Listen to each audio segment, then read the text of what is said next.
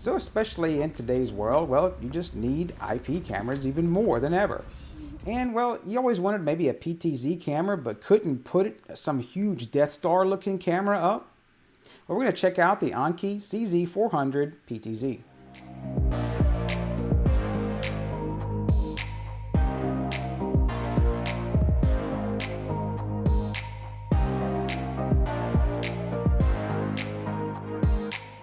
So a few of the features that it has, of course, is the PTZ. It does not do a full 365, so it kind of goes all the way one way, then you have to go back the other way. They call that the 330.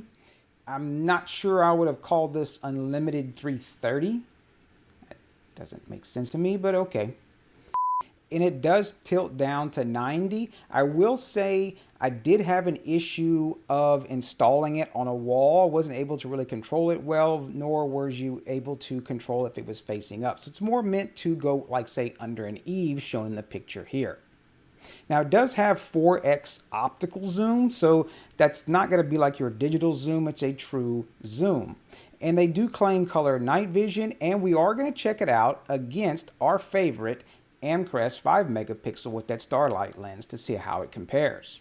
If you haven't messed with the Annke cameras before, it's basically the same as the Hikvision, and you'll notice that when we pull up the GUI, you may find some other clones that might be a little cheaper, that may be in the same product line or whatever. That's all up to you based on where you can get your cameras in your country. Now for the numbers gurus, you can just pause it, check out the specs. There it is. The ones that are really just curious, yes, it's PoE. It's not PoE Plus, so you can just use it with a regular PoE power over Ethernet switch. And yes, it does support ONVIF. Yes, it supports RTSP, so you'll be able to bring it into whatever NVR that supports those two protocols, HomeAssistant, BlueIris, whatever. It works straight out the box, no cloud, local control like we like. So no, we're not reviewing a toy UFO. This is actually the Annke or Annke, however you want to say it, or what region you're from. It's the CZ400, which is a dome. It does feel to be plastic, possibly. PTZ camera. It does do 4x optical zoom. It's supposed to have a color or possibly IR night vision. I'm assuming they do have the IR underneath this ring around the edge, so it probably does more of a 360 IR out of this ring right here. Nothing really much else to this. You can power it over the little power adapter if you want. And like with most PTZ cameras, you're not going to get the onboard mic because you'd be listening to the motors and the focus, and it just wouldn't be the best to listen to. So it looks like they do have audio out, audio in, ground, and actually 12 volt out, and then a ground out of this little wire harness here if you want to hook up an external microphone. And of course the plate just fell off on me, but it looks like that's the way the mounting plate is, and I'm not too sure on this. So nothing else really to say about it. Hopefully the mounting plate works out really well. I'd hope they would have something where I've seen some cameras like this where you had to stick a special tool in here, or like the Ubiquiti access points where you had to stick a screwdriver and then pull the tab and then click over. So I'm not sure. We'll see how this works out and how it locks in once we get it up there. Last but not least, of course, you do get your little weatherproof boot. Get your mounting screws if you need it. Oh, and maybe the important user manual. Let's see. You talk about that SD card. Yeah, and I'm not seeing anything on the lock. It just says rotate the installation plate anti-clockwise. Okay. I'm not sure how you anti-clockwise something, but we'll give it a shot. I really like the compact size of this camera compared to some of the other cameras we've checked out that were PTZ.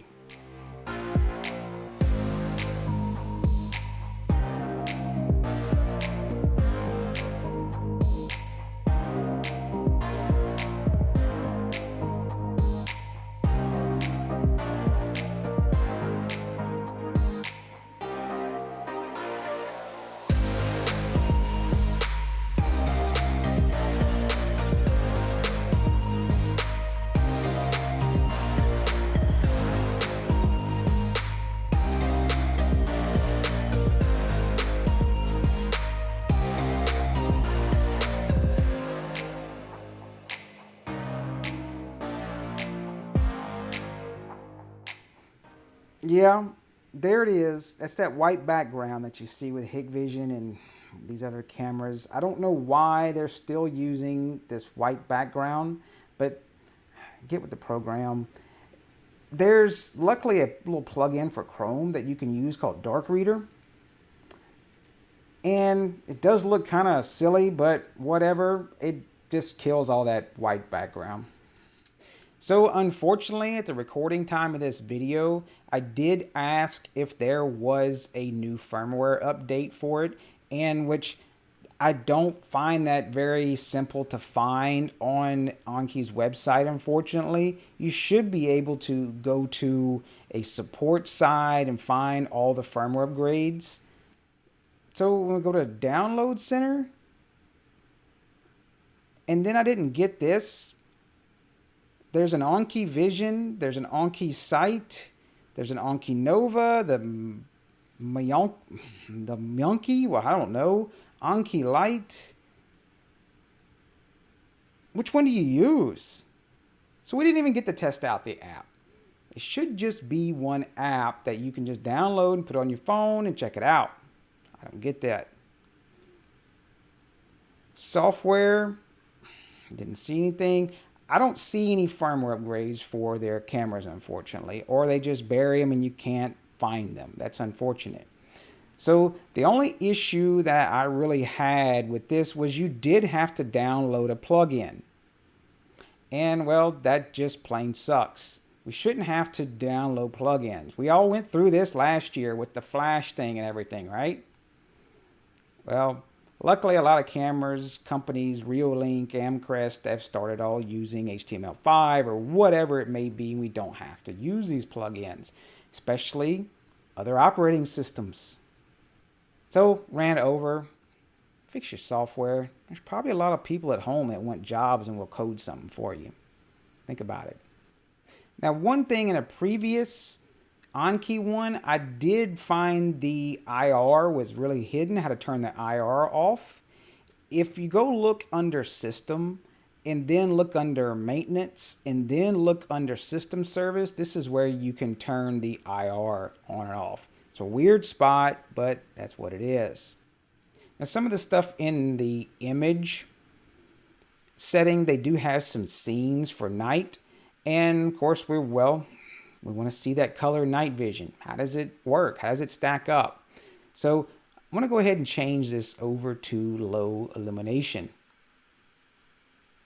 It's not too bad, but we do have a good bit of light out here in this area. So it's not too bad. This is the Annke one. You'll notice don't really see a lot of the stuff up here. And this is using all of their presets. Same thing with the Amcrest 5 megapixel. That if you want to check out the video we did the comparison, we'll leave the link down in the video description. But that one was really good with the Starlight lens. Now I try to keep everything just stock, how the manufacturer wanted it to come to you with the presets. And there's a dog passing. Okay. Comparing them, you notice how you can see some of the sky. Now, that may not be helpful. This one does have a little bit more brightness to it. And I think that's just due to that Starlight lens. Now, of course, on this one, you do get the PTZ option. So pretty cool. There is, I will say, a lot of options in this camera. There's everything from all the OSD settings. There's the image parameter switch when you want it to change certain things, whether you turn the dark light or the backlight or whatever it might be at certain times and periods. And there's a lot of things in this camera, which is good. And maybe some people may be overwhelmed at first, but luckily that's what's so good about, say, doing these little presets where you can just change them to low illumination, or you can just say, hey, I want to do indoor, outdoor, I want to do night, etc. And it changes everything, kind of does those little presets, and you can do your own little scenes as custom 1 and 2 as well. So for the ones that are wanting to bring it into HomeAssistant and act on the different binary sensors through ONVIF, you do get all these various entities that will pop up with the ONVIF. So on the BlueIris users, it's pretty simple to add. Once you go ahead and put your IP address and your password in, and it probably doesn't make a difference, but a lot of times I'll put 80 on some of these cameras for the ONVIF. Just hit find inspect and boom, it finds it and you can see it's done. Now I did find this was interesting. I wanted to point this out. Was on the presets, it has some various presets that you could activate with PTZ, like remote reboot. And you can see day, night, auto mode, day mode, night mode, back to origin. Those are all little commands you could send through PTZ. Maybe automations or whatever it might be. So of course, since it is ONVIF, you do get the PTZ controls and they do work straight in BlueIris. So you can do whatever you want with it, with all your different little cool automations straight in BlueIris itself. That's a good little side-by-side there. So that leads us to the end. Well, is this camera good for you? Well, I did like the size of it. That was one huge plus of it, and you didn't have to, speaking of plus, you didn't have to send it PoE plus power. So that's an additional cost if you don't have that higher level of PoE switch. This one just is regular PoE. The IR wasn't that great on it, but given its size and easy installation, being in PTZ and did have 4x zoom, pretty cool that it was in that form factor. And one thing I didn't like was the mounting system. And I don't know why in 2020, 21, whatever, why we talk about mount systems all the time with cameras. There should have been some little set screw or security screw that you would have got pissed off. You lost the special Allen wrench, but hey, at least it would have taken you some time to take the camera back down if you needed to. Just, that's not a really deterrent, just to go up and go click and it undoes and your camera's down. That's not for me. So definitely, if you're going to get this one, mount it out of hand's reach. So all in all, yeah, if you are looking for a small little PTZ cameras and the others did not work out for you due to the enormous size of them, which I do get, well, maybe this one's for you. So I want to say thanks to all the Patreon subscribers. I do appreciate it. And thank you for your support. And yep, you know that drill. Smash that button down there and y'all take care.